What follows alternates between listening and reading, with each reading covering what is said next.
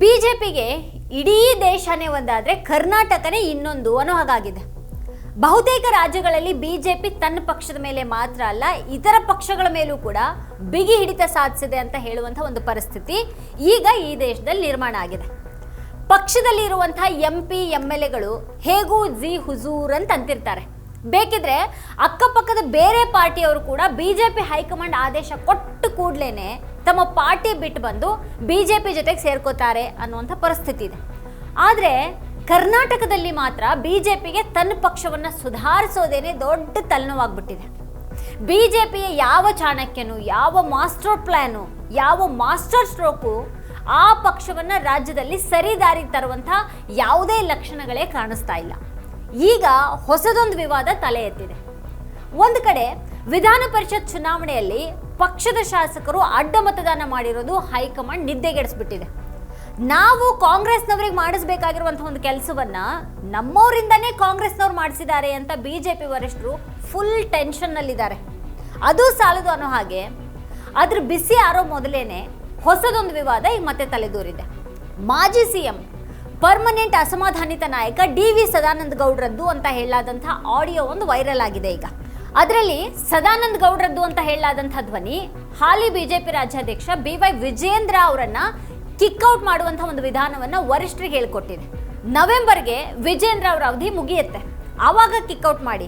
ಅದಕ್ಕಿಂತ ಮೊದಲೇ ಬದಲಾಯಿಸೋದಿಕ್ಕೆ ಹೋದ್ರೆ ಸುಮ್ಮನೆ ರಗಳೆ ಆಗತ್ತೆ, ಲಿಂಗಾಯತ ವಿರೋಧಿ ಅಂತ ಹಣೆಪಟ್ಟಿ ಹಚ್ಚುತ್ತಾರೆ ಅಂತ ಅದರಲ್ಲಿ ಹೇಳಲಾಗಿದೆ.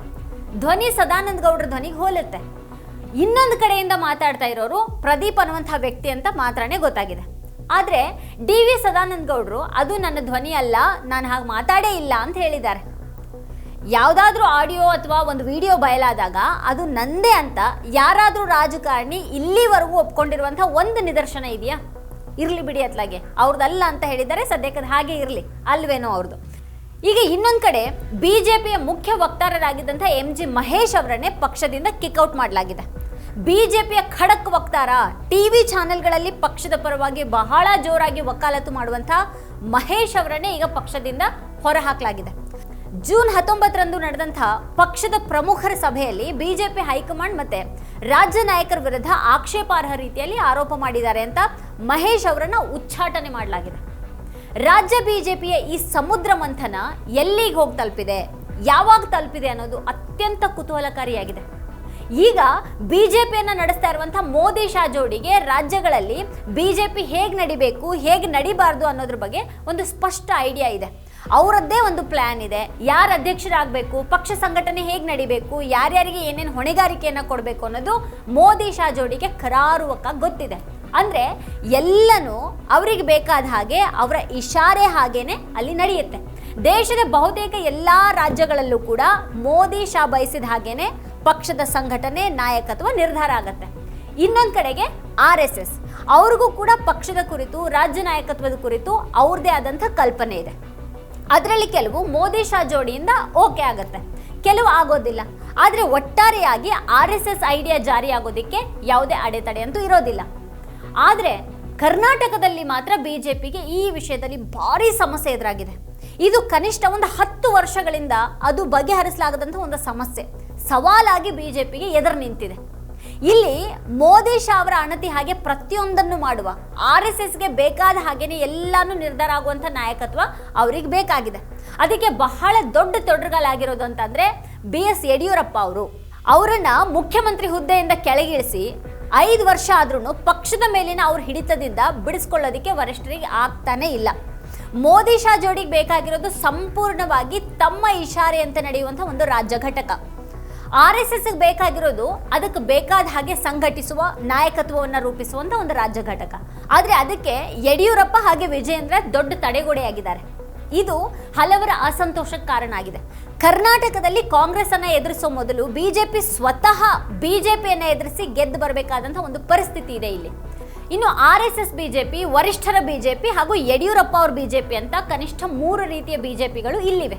ವರಿಷ್ಠರಿಗೆ RSSಗೆ ಅಸ್ಸಾಮಿನ ಹಾಗೆ ಹಿಮಂತ್ ಬಿಸ್ವ ಶರ್ಮಾ, ಬಂಗಾಳದ ಸುವೇಂದು ಅಧಿಕಾರಿ, ಬಿಹಾರದ ಸಾಮ್ರಾಟ್ ಚೌಧರಿ, ಮಧ್ಯಪ್ರದೇಶದ ಮೋಹನ್ ಯಾದವ್, ರಾಜಸ್ಥಾನದ ಭಜನ್ ಲಾಲ್ ಶರ್ಮಾರಂಥ ರಾಜ್ಯ ನಾಯಕರು ಈಗ ಬಿಜೆಪಿಗೆ ಇಲ್ಲಿ ಬೇಕಾಗಿದ್ದಾರೆ. ಜಾತಿ ರಾಜಕೀಯವನ್ನು ಬದಿಗಿಟ್ಟು ಸದಾ ಹಿಂದುತ್ವ ಮಂತ್ರ ಜಪಿಸುವ, ಮುಸ್ಲಿಂ ದ್ವೇಷ ಕಾರುವ, ವರಿಷ್ಠರು ಹೇಳಿದ್ದನ್ನು ಹೇಳೋ ಮೊದಲೇನೆ ಚಾಚು ತಪ್ಪದೆ ಪಾಲಿಸುವ ನಾಯಕರು ಅದಕ್ಕೆ ಕರ್ನಾಟಕದಲ್ಲಿ ಪಕ್ಷವನ್ನ ಕಟ್ಟೋದಿಕ್ಕೆ ಬೇಕಾಗಿದ್ದಾರೆ. ಅದಕ್ಕೆ ವಿಜಯೇಂದ್ರರನ್ನ ಬದಿಗೆ ಸರಿಸಿ ಸಿ.ಟಿ. ರವಿ, ಸುನೀಲ್ ಕುಮಾರ್ ಅಥವಾ ಯತ್ನಾಳ್ರಂಥ ನಾಯಕರನ್ನ ಮುಂಚೂಣಿಗೆ ತರಬೇಕಾಗಿದೆ. ಆದರೆ ಯಡಿಯೂರಪ್ಪನವರು ಇರೋವರೆಗೂ ಕೂಡ ಅದಕ್ಕೆ ಕಷ್ಟ ಸಾಧ್ಯ ಆಗ್ತಾ ಇದೆ. ಯಡಿಯೂರಪ್ಪನವರನ್ನ ಕೆಳಗಿಳಿಸಿದ್ರು ಕೂಡ ವಿಜೇಂದ್ರ ಬಂದು ಅಲ್ಲಿ ಕೂತ್ಕೊಂಡ್ರು. ಅವರು ವರಿಷ್ಠರಿಗೆ ಸಂಪೂರ್ಣ ಶರಣಾಗತಿ ತೋರಿಸ್ತಾರೆ, ಆದರೂ ಕೂಡ ತೀರಾ ಯತ್ನಾಳ್ರ ಹಾಗೆ ಅವ್ರು ವರ್ತಿಸೋದಿಲ್ಲ. ಅವರ ಅಗ್ರೆಸಿವ್ನೆಸ್ಸು ವರಿಷ್ಠರಿಗೆ ಸಾಕಾಗ್ತಾ ಇಲ್ಲ. ಯತ್ನಾಳ್ರಂಥ ಫೈರ್ ಬ್ರ್ಯಾಂಡ್ ಹಿಂದುತ್ವ ಅವರಲ್ಲಿ ವರಿಷ್ಠರಿಗೆ ಕಾಣ್ತಾ ಇಲ್ಲ. ಸ್ವಲ್ಪ ಮಟ್ಟಿಗೆ ಉತ್ತರ ಪ್ರದೇಶದಲ್ಲೂ ಕೂಡ ಮೋದಿ ಶಾ ಜೋಡಿಗೆ ಈ ತಲೆನೋವಿದೆ. ಅಲ್ಲಿ ಆದಿತ್ಯನಾಥ್ ಬಹಳ ಪ್ರಬಲರಾಗ್ತಾ ಇದ್ದಾರೆ, ಹಿಡಿತಕ್ಕೇನೆ ಸಿಗ್ತಾ ಇಲ್ಲ ಅವರು.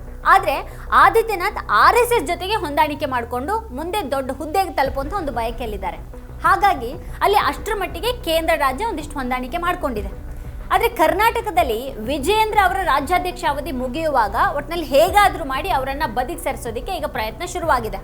ಆದರೆ ಅವರನ್ನು ಕೆಳಗಿಳಿಸೋದು ಅಷ್ಟು ಸುಲಭ ಅಲ್ಲ. ಅದರ ಪರಿಣಾಮಗಳು ಕೂಡ ಏನು ಸಣ್ಣದಿರೋದಿಲ್ಲ. ಹಾಗಾಗಿ ಈ BJP ವರಿಷ್ಠರು ಈಗ ಚಿಂತೆಗೆ ಬಿದ್ದಿದ್ದಾರೆ. ಕರ್ನಾಟಕವನ್ನು ಸುಪರ್ದಿಗೆ ತೆಗೆದುಕೊಳ್ಳೋದು ಅವರಿಗೆ ಇದುವರೆಗಿನ ಅತಿ ದೊಡ್ಡ ಸವಾಲಾಗಿ ಪರಿಣಮಿಸಿದೆ. ಕರ್ನಾಟಕದಲ್ಲಿ ತಮ್ಮ ತಂಡವನ್ನು ಪ್ರತಿಷ್ಠಾಪಿಸಿಬಿಟ್ರೆ ಹಲವರಿಗೆ ಬಹಳ ಸಂತೋಷ ಆಗಲಿದೆ. ಆದರೆ ವಿಜೇಂದ್ರ ಅವರನ್ನು ಕೆಳಗಿಳಿಸೋದು ಹೇಗೆ, ಯಡಿಯೂರಪ್ಪ ಅವರ ಪ್ರಭಾವದಿಂದ ಪಕ್ಷವನ್ನು ಬಿಡಿಸ್ಕೊಳ್ಳೋದು ಹೇಗೆ, ಸಂಪೂರ್ಣವಾಗಿ ತಮ್ಮ ಹಿಡಿತಕ್ಕೆ ತೆಗೆದುಕೊಳ್ಳೋದು ಹೇಗೆ? ಈಗ ಆಡಿಯೋ ವೈರಲ್ ಆದರೆ ಕೆಲಸ ಆಗತ್ತಾ, ಅಥವಾ ಇದು ಹೊಸ ಮುಖ್ಯಮಂತ್ರಿ ಎದುರಿರುವಂಥ ಸವಾಲುಗಳನ್ನು ಸುಲಭಗೊಳಿಸತ್ತಾ? BJP ಬೆಂಬಲಿಗರು, ಅದರ ಭಟ್ಟಂಗಿ ಮೀಡಿಯಾಗಳು ಅಮಿತ್ ಶಾ ಅವರನ್ನ ದಿನ ಬೆಳಗಾದ್ರೆ ಸಾಕು ಚಾಣಕ್ಯ ಅಂತ ಕರೀತವೆ. ಆ ಚಾಣಕ್ಯ ತಮ್ಮ ಪಕ್ಷದ ಕರ್ನಾಟಕದ ಸಮಸ್ಯೆಯನ್ನು ಯಾವಾಗ ಬಗೆಹರಿಸ್ತಾರೆ ಅಂತ ಕಾದ್ ನೋಡೋಣ. ಅಂದಹಾಗೆ ಈಗ BJPಗೊಬ್ಬರು ರಾಷ್ಟ್ರೀಯ ಅಧ್ಯಕ್ಷರು ಇದ್ದಾರಲ್ಲ, ಅವ್ರ ಬಗ್ಗೆ ಈ ಇಡೀ ಎಪಿಸೋಡ್ನಲ್ಲಿ ನೀವೇನು ಹೇಳಲೇ ಇಲ್ವಲ್ಲ ಅಂತ ಕೇಳಬೇಡಿ. ಅವ್ರಿಗೆ ಇದರಲ್ಲಿ ಕೊನೆಗೆ ಸಹಿ ಮಾಡೋದು ಬಿಟ್ಟರೆ ಬೇರೆ ಯಾವುದೇ ಪ್ರಮುಖ ಪಾತ್ರ ಇಲ್ಲ. ವೀಕ್ಷಕರೇ, ಈ ಕುರಿತು ನಿಮ್ಗೇನು ಅನಿಸುತ್ತೆ, ಏನು ಅಭಿಪ್ರಾಯ ಇದೆ ಅದನ್ನು ವಿಡಿಯೋ ಕೆಳಗಡೆ ಕಮೆಂಟ್ ಮಾಡಿ ನಮಗೆ ತಿಳಿಸಿ.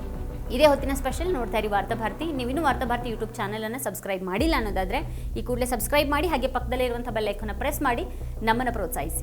ನಮ್ಮ ಕಾರ್ಯಕ್ರಮಗಳನ್ನು ನೀವು ನೋಡ್ತಾ ಇದ್ರೆ ನಮ್ಮ ಚಾನೆಲ್ ಅನ್ನ ಸಬ್ಸ್ಕ್ರೈಬ್ ಮಾಡಿ, ಪಕ್ಕದ ಬೆಲ್ ಐಕಾನ್ ಒತ್ತಿ ನಮ್ಮನ್ನ ಬೆಂಬಲಿಸಿ.